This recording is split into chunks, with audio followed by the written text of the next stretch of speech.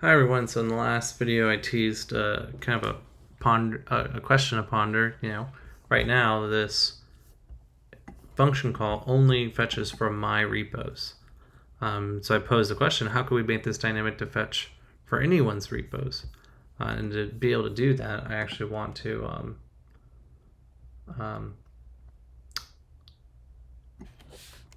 get a list of users, api.github.com/users. I wonder if I can get just a list of users. Cool, I can actually. So I'm just going to grab three people, these three usernames. Just put them in a little comment up here so I can use them. So Mojumbo, Defunct, and Pajit, or not sure. Cool. So obviously if I took that and hard coded it here, we would see different repos, right? We see this person's repo, Mojumbo, asteroids, and these different things. So that's great, but this hard coding can probably be fixed with just a little parameter, right? So maybe I have a user parameter, and rather than this being a double quote string, I'll make it a template literal and plug in a user, a specific user. And to show you that that still works now, we just have to, make that a string. We just have to plug in a username as a string, and now we're going to get defuncts. Okay, let's take it one step farther though. What if we, instead of doing that, made it so that we could dynamically enter anyone's username and have something happen? Well, just like your assessment's going to be, we can just make a quick form, input type equals text, and we'll do button search users repos, and we'll set this to username,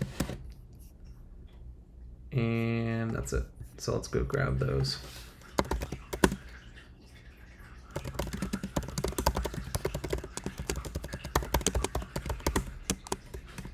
And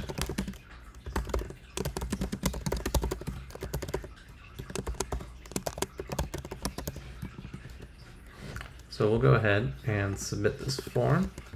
We'll add an event listener for submit. Hopefully this should look familiar from the class, the intro class. And we'll do a callback function, arrow function. This will take an event, and remember we need to prevent the default for form submission so it doesn't refresh the page. And we're going to go ahead and grab that username from this input element. We're going to grab the value of this input element,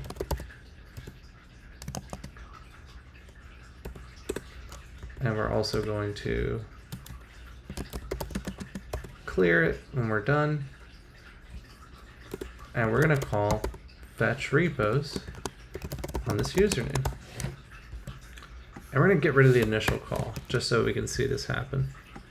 So nothing will appear when we first load. Now we have this form. If I type my own username and I hit enter, it will go out and dynamically do a fetch call. Now if I try defunct, I get defuncts, and then Mojumbo or whoever else, right? So we're making our web applications even more dynamic than they previously were. We're making them go out and get server data. So there are web applications that don't need a server or a backend built by the user anymore, because they just go communicate to third-party APIs. Now that said, you'll often be developing your own API sometimes there's no avoiding it, but it's really easy to have just a pure front-end application, and that's what I built my career in. So thanks for watching, and good luck on your assessment.